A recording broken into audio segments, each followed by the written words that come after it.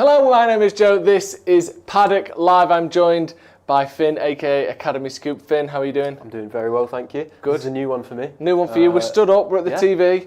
We're Probably here. the tallest camera angle they've ever had to use in the studio. Dissing Jay about 20 seconds into the vid already. Yeah. Dissing his height and stuff. No Jay today, but we've got Finn, of course. We've got loads to talk about. We're going to be going through all the latest Manchester United news. So we've got a youngster. Yes. Right in your wheelhouse. A 16-year-old German named Eichhorn. This is what I do. Finkel is Eichhorn for any Ace Ventura fans in the comments. We've also got loads of stuff. We've got Casemiro. A really interesting story about Axel Tuanzebe as well that we'll get into. And a little bit on some United sponsorship and money stuff. But it's this midfield and not just this youngster as well. There's a lot to talk about. There's been an article in the Daily Mail, I think, that sort of detailed some of the people that United are looking at. From our friend over there at Nathan Salt and Chris Wheeler as well. But first of all, Finn, how are you? I'm really well. I'm doing well. Feeling good? I'm feeling very good. We've not spoken after the Tottenham game, so that's 2 draws in a row now for Manchester United. Yeah.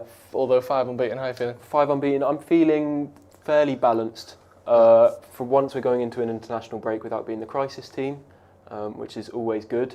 I think if you had asked how many points we were going to get out of the previous 5, I think most people would have taken the 11 that we got.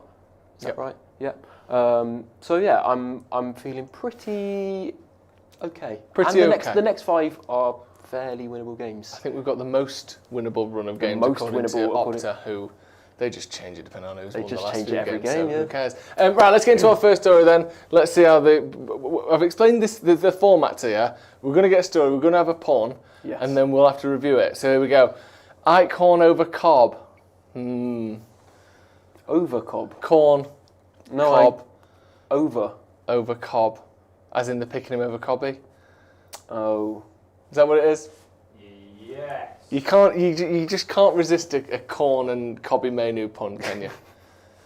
No. Right. That was the banker. It's okay. The moustache looks like it's peeled off a sort of cellophane at a party, doesn't it? Very shiny, isn't it? It's incredibly shiny. Some gloss on that. I think he's lacquered it. Some beard oil. No, I think he's gone one step further. I think he's using a clear nail varnish. Oh, do you think? Yeah. It's just one solid kind of. It's absolutely rock hard. That thing. Yeah. He has to use a white spirit every night, even to just get a bit of movement out of it. Wow. What? It may or may not be his moustache. Have you stuck that on him? Yeah. Little Movember. Why? November now. But it was November last week and we didn't do anything to do with moustaches. I wasn't here last week. Okay, now you're shouting, which we didn't need at all, did we? Because you've grown a moustache. Is this because you want people to talk about your new moustache? Yes. Right. And Harvey's moustache. Are we? I think Harvey's response there summed up exactly the state of his moustache. Are we pitting the two together? And we won't be talking about it again. Let me read this story because this is an interesting one. So this is from the Mail Confidential. Kennet Eichhorn on Red's radar. United inquired about Baleba and Gallagher towards the end of the summer transfer window. I want to talk about Gallagher a little bit in a minute.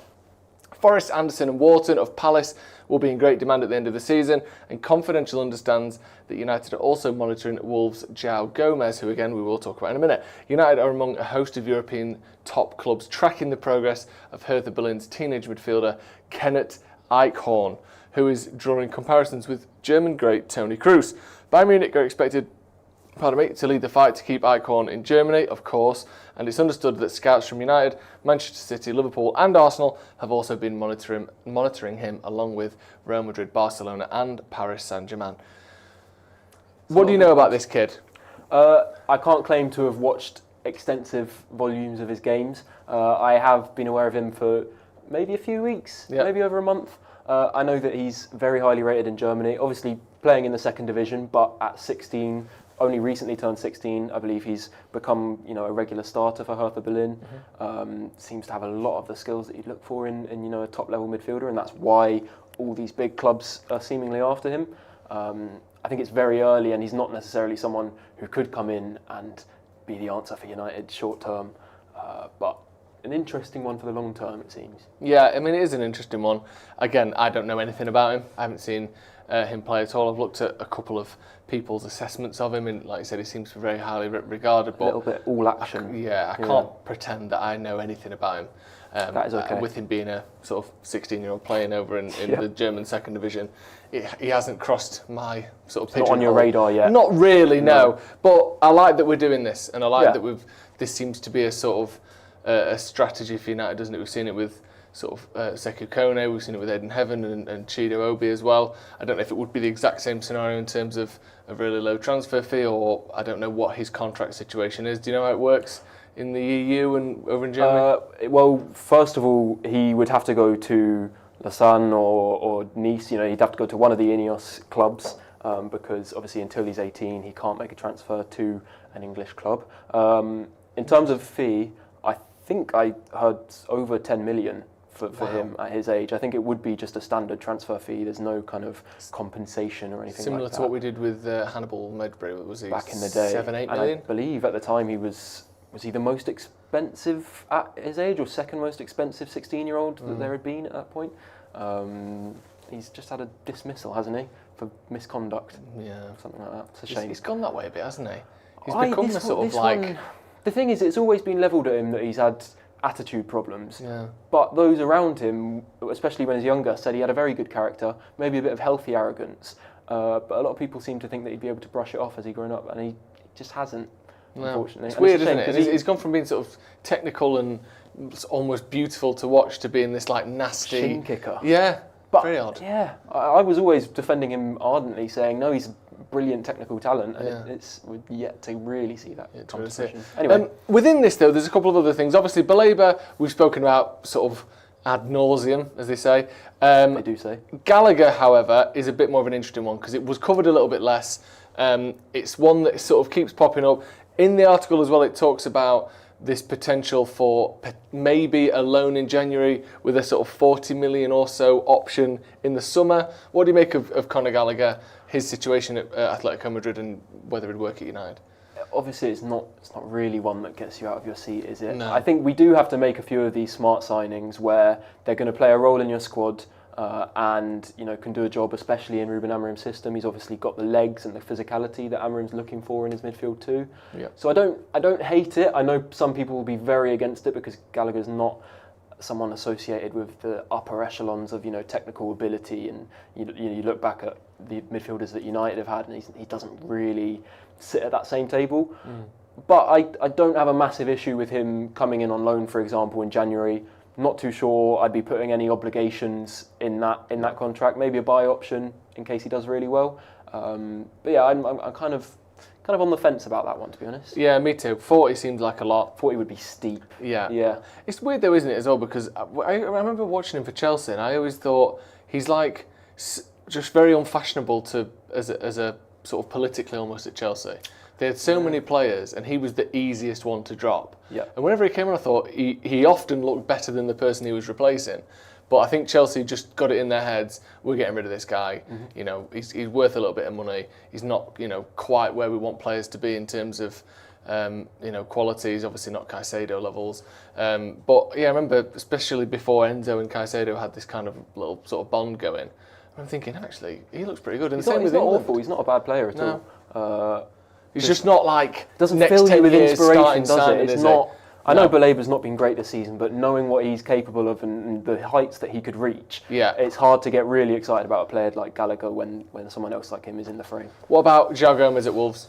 I think probably similar. I think I like him a little bit more. I think he could offer a little bit more in possession and a bit of creativity in the midfield, although he's still not the most progressive and not going to suddenly get you playing through the middle all game. But he's got the legs for it. He's got the energy. I think he's spoken publicly about idolising Casemiro, who, whatever you make of his time at Manchester United, I think most young aspiring Brazilian midfielders would look up to Casemiro. Absolute legend of his position, isn't he? One of the best ever. 5 Champions Leagues. Yeah, come on. Yeah. So yeah, I'm really not opposed to this one, especially if United could get a good fee. Obviously, Wolves' season has been a disaster so far, but I think he's been probably one of their shining lights. I believe he's got a good relationship with Matheus Cunha as well. So I think there's the makings of a shrewd deal there at a good price. I'd still like it, if it were to happen, I'd still like it to be alongside one of the really kind of top end ones. I'm talking, Baleba, Anderson, Wharton, something like that. Yeah, I completely agree. Akash K says Gallagher is a scrub. Just coming straight out with it there. Yeah. 16-year-old and playing in Bundesliga 2 is impressive, says Bikers. 2, looks better with a shorter J. There you go. Wow. See, but now all that confidence about our sort of joint It's height. all just come crumbling. It's all come crumbling down, hasn't it? I'm putting myself on that list as well, by the way, because obviously I'm rather tall as well. Also, in case you've clocked it, the Paddock merch, make sure you go and check it out. We'll put the link in the chat, and it's in the description as well. This is the long sleeve t-shirt, which we don't see as often. There's loads of different designs. You can see a lot of the different ones down there in the middle. Go and check it out. It's a nice bit of quality as well. Quality. Isn't it? Beautiful. We didn't want it to be, do you know something, because obviously this is behind the curtain a little bit. There's like so many different t-shirts, hoodies, sweatshirts that you can choose from like 50 pence each to however much. I mean, Jay ordered loads of different t-shirts, different hoodies, different sweatshirts, tried them all on. Bit of quality control. Yeah, and decided which ones we thought were really good and tried to find that perfect point where it's still affordable for people, but you're getting something where you don't just think this is going to wash off after 2 washes. So go and check it out, because genuinely, we did try and make sure that it was the sort of stuff we would want to buy. So yeah, please go and check out the merch in the comments there and in the description as well. Should we move on to our next story? Absolutely. What we got? Reuniting with the pack. And why has everyone got a mustache on? This is classic Ben's back from holiday behaviour, this, isn't it? It's very wide. Don't scowl at the camera as though that's me. Or like you're doing something from The Office where you're looking at the audience. Stop doing it even more. He's come back from holiday and he's got all cocky. This is what happens when you go to Wales. Bloody Wales. People where I've been. Oh yeah. Why? In case they retrace your steps and clone you. This must be his DNA because there's fibres from a moustache on the ground. If we get 600 of these, we can put it in a test tube and make a new one. And we ourselves can read such headlines like reuniting with the pack. What does that mean? The Wolf Pack. Yeah, but what pack? Cunha. If anything, he's leaving the pack. Yeah, he's leaving the pack. pack though. If the pack is Wolves, then he's... Don't do it to Finn as well! That's not odd. Stop doing the scowl. Sorry, Finn. It's his first time when you're giving him the scowl. Right, Ross Murphy, 6 out of 10. Nomad Joe says leaving the pack. That would have been better. Thank you very much, Nomad Joe. Lovely new badge you've got there as well. Beautiful. One good thing Ben has done this week. The only good thing he's done. Well, I think I can say that is we've revamped all the badges for the members. We know before they only went up to like 2 years, and some people have been members for 5 years. So there's loads of new badges. All the way up to 10 years, basically. So, good luck getting one of those. Thank you very much, everyone who's obviously getting in those upper echelons as well. It's very much appreciated. Nomad Joe says, yes, very shiny. And Ross Murphy says, well done, the badges look great. Yeah, there we go. There's the smile to camera that we wanted. Let's read this story then. This is from Tribuna.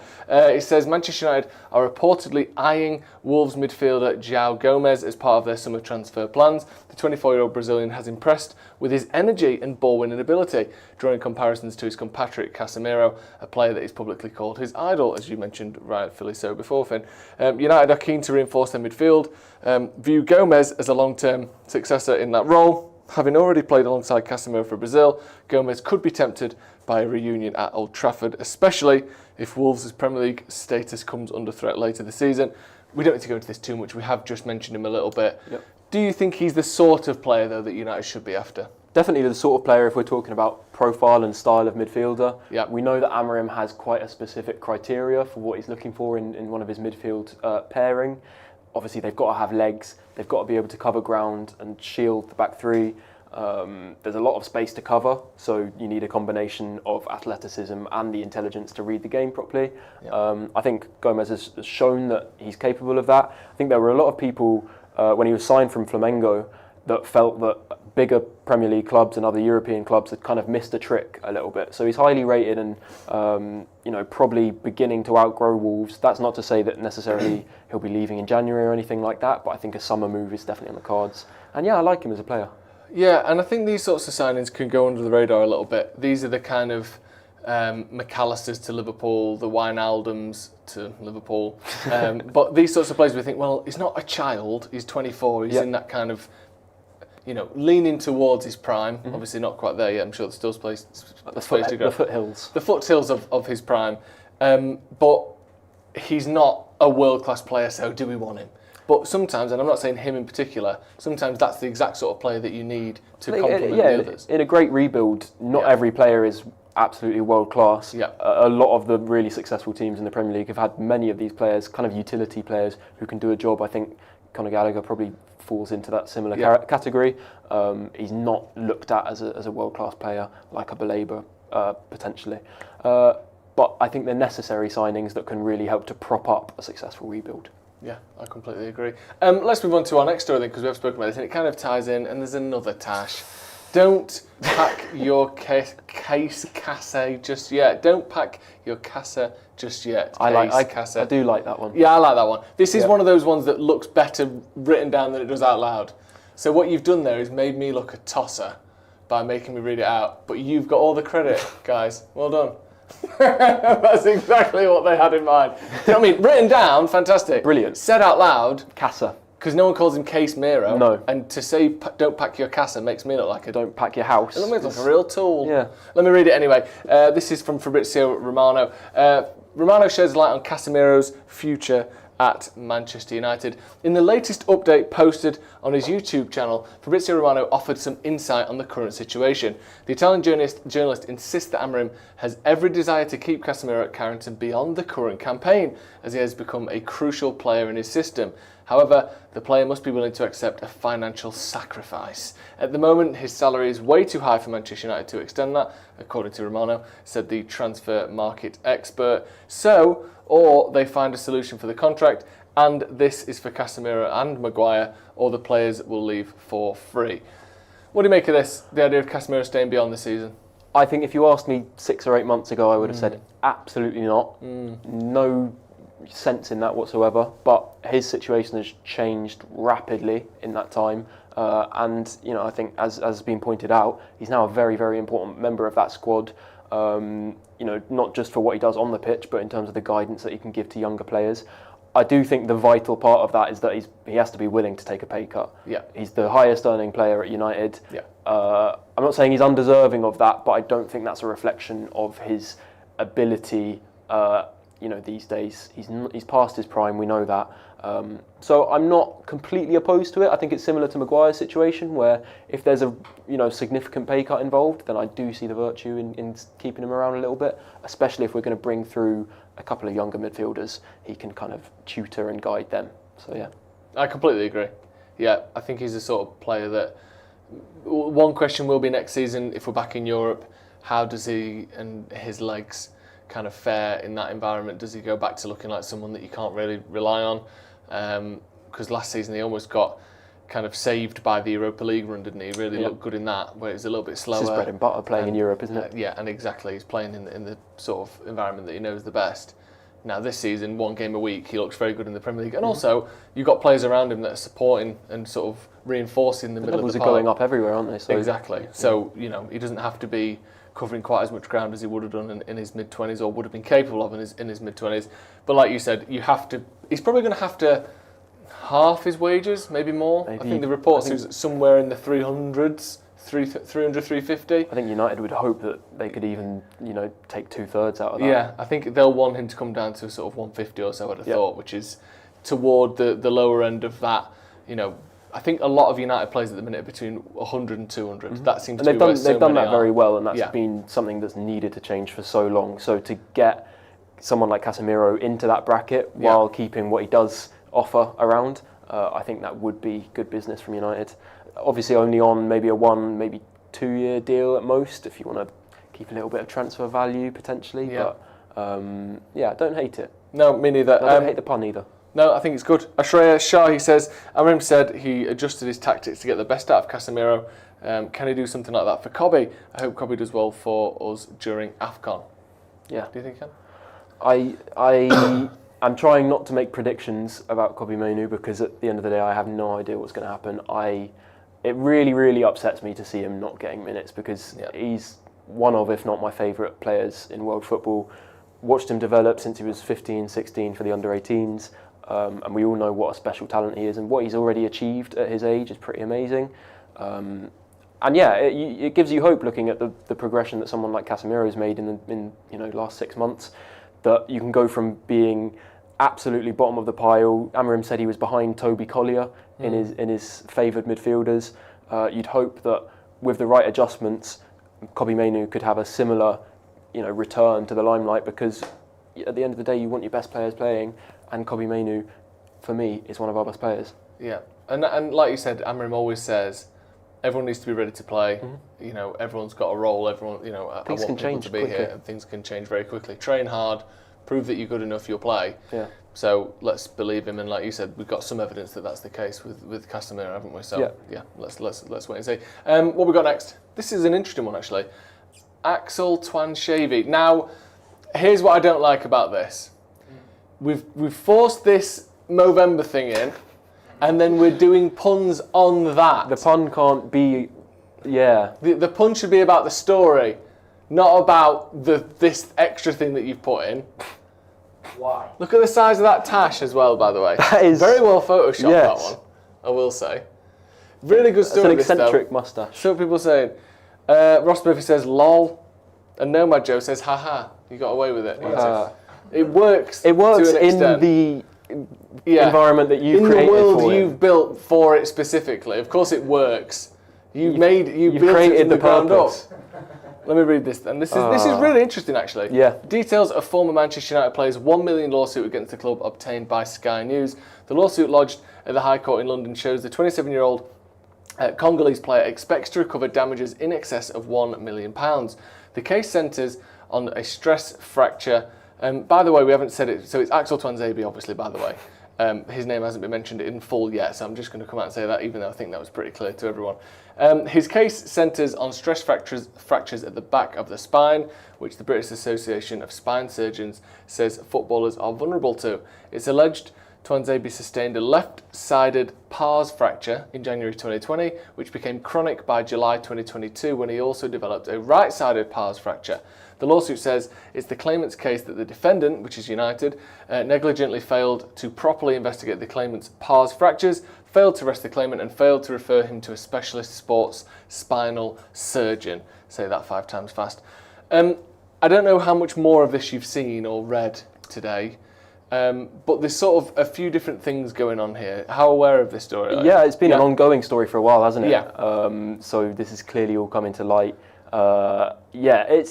It's interesting, isn't it? I think if there's genuine evidence of malpractice or negligence, then I think he's got a right to make that claim. But obviously, you don't want to see United being taken to court on these kind of deals. It's not what you want to see, really, is it? No. I mean, from what I've read. And obviously, I'm not a lawyer. What my opinion on this is irrelevant to everything. I fair play to him. Yeah.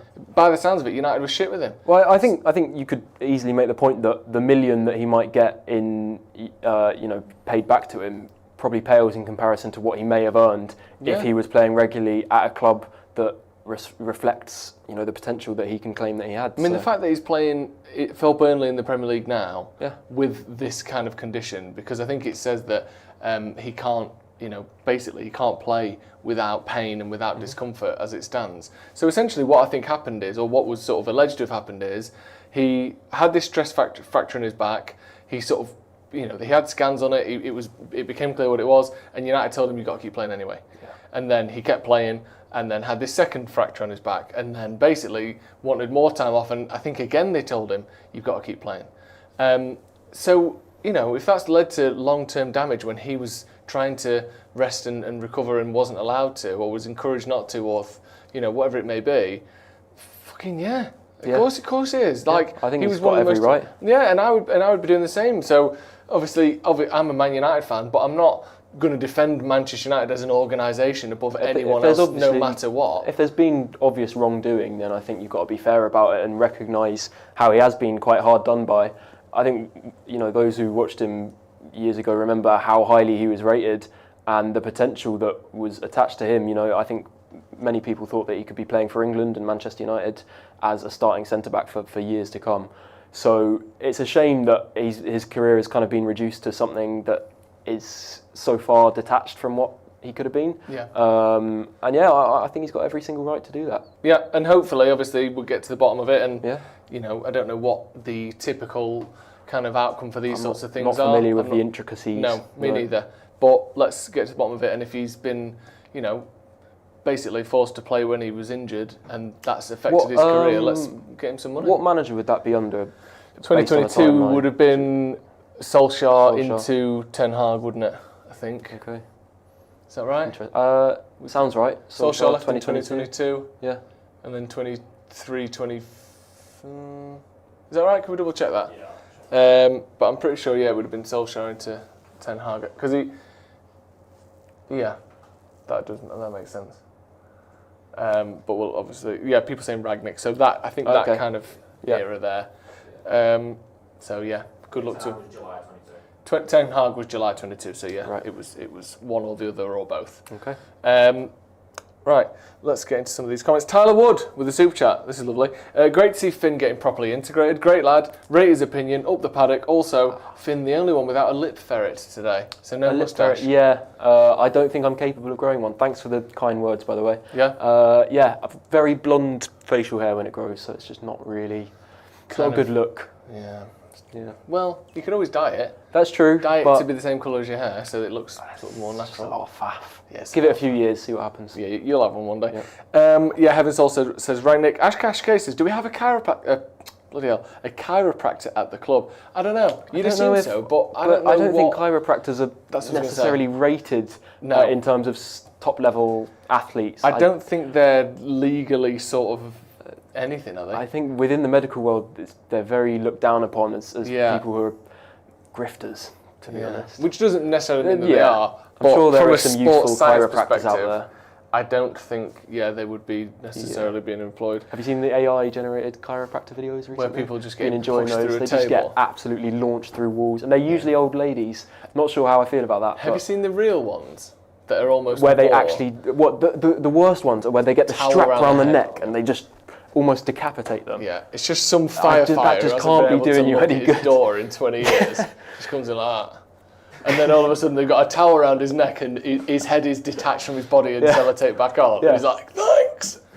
They're absolutely crazy. They always act like, that's good. Yeah, it's the same thing as those do you know those videos where there'll be like a person in a wheelchair and then a pastor will come down and say, you don't need the wheelchair anymore. You're like, well, she does. Yep. Like she's got nerve damage all down her face. And all of a sudden they stand up once. Because there's the most insane jolt of adrenaline. It's basically reserved for when your house is on fire and you need to get your child out from a burning block. And they're using it to get the fucking neck pulled off. Sorry, I've got quite opinionated on that. Passionate. Someone says, no, I'm not even going to read that.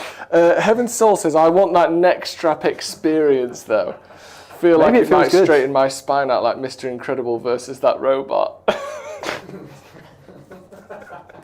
Fantastic reference. Very good. Imagery. Well done, Heaven's Soul. I need to rewatch that. Yeah, I haven't seen that in a long time. Let's move on to our next story then. What we got? Harry's having... Oh no, this is good. Yeah, I don't mind it. I read Harry's shaving. Because now my brain's been poisoned. In your mind.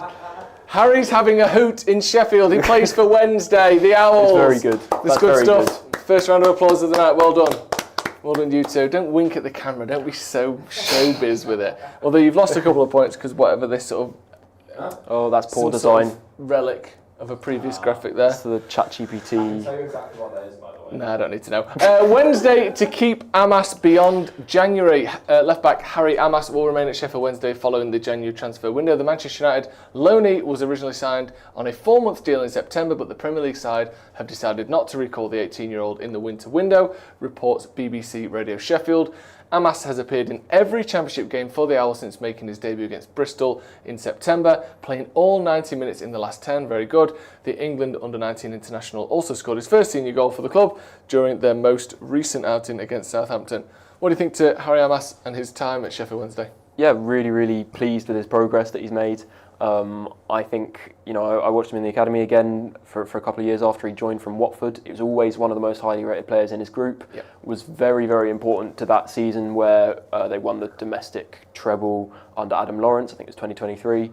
So yeah, really, really good player. I think it was clearly a good loan decision. Sheffield Wednesday, it's clearly kind of played to his strengths, and he's been able to settle in really well. And now to be playing pretty much every game, playing all 90 minutes at his age, it's a fantastic experience. So I'm really happy with how it's gone, and I'm glad to hear that United aren't recalling him. I think there are arguments that could be made that maybe he could have an impact at left wing back, but I think he's making good progress. Sometimes the level you're playing at isn't as important as the fact that you are just playing and getting regular game time against senior opposition. So yeah, really happy with his situation at the moment. Yeah, me too. And let's be honest, the Championship is as good as many top flight leagues in Europe, isn't it, in terms of intensity and just money spent and investment and crowds and all sorts. Translation to the Premier League is very reliable. Yeah, I think it's this is great. And I think presumably you'll probably know more about the structures for these things, but presumably that initial 4 months is just to judge whether he gets played, whether there's a fit and a connection there. Yeah, I think they're reluctant to do a whole season loan. Yeah, I wouldn't be surprised. Yeah.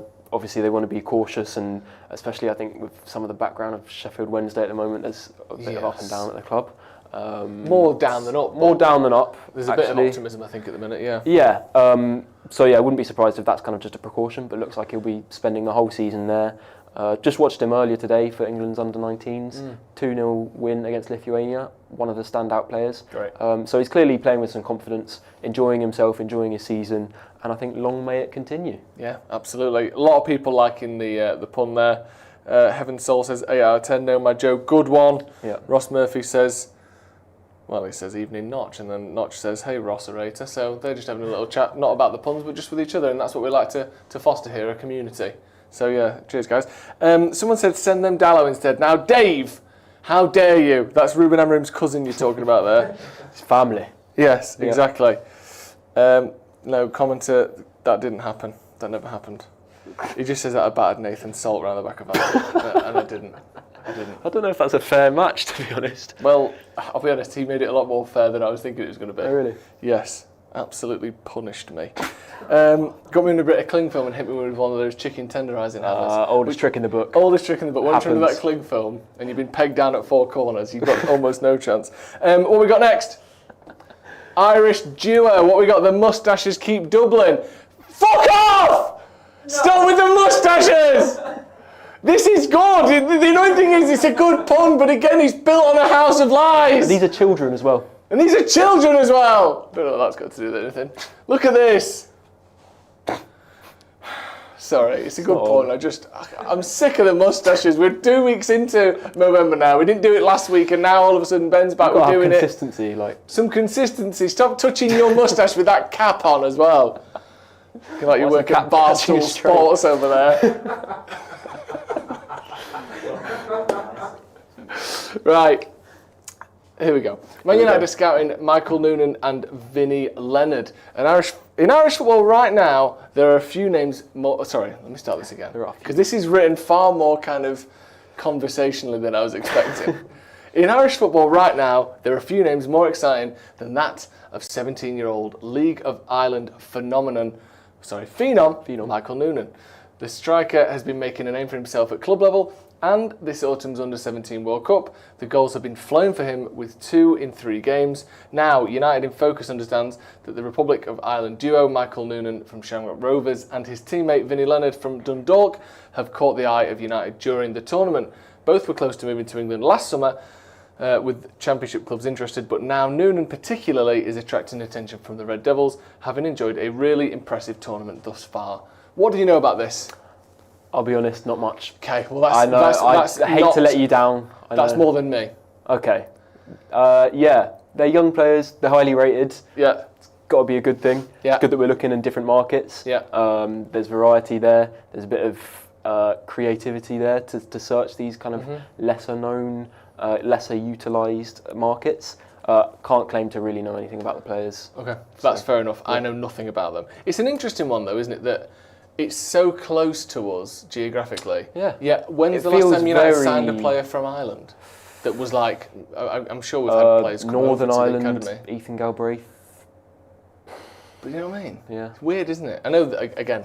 there haven't been tons of world-class Irish players. Probably missing someone to there. choose from. I mean, to be fair, there are a couple who represent Ireland. Yes, Jacob Devaney and Morehouse, but they haven't been necessarily signed from an Irish club. Brought over from an Irish club. Although then again, with what Britain's 30 miles from France, and we don't ever tend to buy young French players either for some reason. Enzo Cannavilla.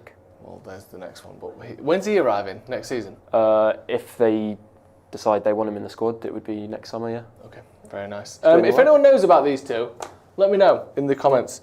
No one seems to know. These lads are building some moustache lore here. I know, and that does worry me, that the moustache will come back at another time. But yeah, we'll have to see. Ross Murphy said 7 out of 10 for the pun. Yeah, decent. Yeah. He said good pun, but again, not about that story. If we accept... Irish. Yeah, but there's no moustache relation in this story. Yeah, if we accept that you've created this premise yourself, that facilitates the pun, then fair enough. But it's dubious. It's dubious indeed. What have we got next? Is this our final story? Sorry. Now this... That's a shameful moustache. This is a punishing watch, isn't it? This is tough. This is tough. We've still got that legacy sort of extra down here. Have you added the hat? Yes. I think that borders on defamation, to be honest. Yeah, I think Jim Ratcliffe's got a pretty good case to sue the living shit out of you. We might be receiving some emails. Yeah, soon. cease and desist. Both of them. Well, either, but certainly both as well. Before we go in, this is from the MEN. Now this, I think, very good pun by the way, the Heartbreak Kit. That's a good pun. Thanks. Especially when he looks like that. But I want to get into this because I think the way this is worded is very... I think slightly misleading actually. Manchester United lose kit sponsorship deal worth 20 million per year. Man United sleeve sponsorship deal with DXC technology will expire at the end of the season. The Premier League permitted sleeve sponsors from the start of the 2017-18 season, and United announced the first sponsor of their sleeves, Cola, for the following campaign under a multi-year agreement. That deal ended in 2022, which led to DXC coming in and sponsoring the sleeves. The expiry of the DXC deal means that United are in discussion to find a new sleeve sponsor and training kit sponsor, as the training gear £24 million per season agreement with Tezos concluded at the end of June. This is written as though something has happened that has ended this deal. A heartbreaking fallout. We lose our kit sponsor. Misleading. Completely misleading. The contract has just ran out, as it was always going to when it was signed. What do you make of that? Happens. Yeah, it's just nothing, is it? If the only way this is actually a story is if something had happened. Yeah. Like Jim Ratcliffe refused to do X, Y, and Z, or Jim Ratcliffe was busy writing emails about the defamation cases to Stretford Paddock. Yes, and he forgot to renew the deal. But this was always going to happen. So if you see this story, don't worry about it. United will get another deal, I'm sure. And if not, who cares? He is not going to go without a potential 24 or thereabouts million quid coming in if they can. Nope. They will get a new deal, and I wouldn't be surprised if it's for the same or more than the previous one. And other than that, don't worry about it. We haven't lost a kit sponsorship. It's just expired on the terms that were agreed when we signed it. So yeah, don't worry about it too much. Interesting question. Ineos sponsorship for 1 quintillion per season, says Heaven Soul. I like the sound of that. And that's technically allowed, isn't it? Since City had to go to the Premier League. Anything's allowed, to be honest. Yeah. I think do it. Would you mind make it happen. If we had the Ineos piece there? Not really. I think they're already involved enough. Might as well. Yeah. I don't want it. I don't want us to have to rely on them for everything. No, and I think we don't have to, which is a nice thing. Yes, that is a good point. We're not sort of building from the ground floor like City were. Although, haven't they fallen out with Spurs for their agreement? Could happen with United. That's true, yeah. You don't want to get sponsored by Ineos and then Ineos pull out and refuse to pay. Jesus Christ, imagine being stitched over by our own owners. Oh yes, we do know what that's like actually for the last 20 years. Finn, that's everything. Amazing. I think that's all our story, isn't it? Yeah. We're all done. Thank you so much for coming on. Thank you for having me. I've thoroughly enjoyed it. Very, very good indeed. I mean, Jay will be back next week, but I certainly haven't missed him that much. I mean, I've obviously missed him a little bit. I've missed him quite a lot. I've missed him loads. That's all I thought about. But in the other ways as well, it's been great to have you. No, it really has. Thank you very much. Thank you very much. Thank you. Thank you at home for joining us as well. Well done, guys. Some decent puns tonight, actually, in the grand scheme of things. Yeah. No more moustaches next week, though. That's one and done now, but we all very much enjoyed it. Stop scowling. Again, cheers, mate. Thank you for coming on. Thank you for joining us at home. Make sure you check out the merch as well if you haven't already. T-shirts, hoodies, sweatshirts, mugs, all sorts of stuff. Loads of different designs and patterns as well. The link is in the chat and in the description. Thank you very much for joining us. We'll see you in a bit.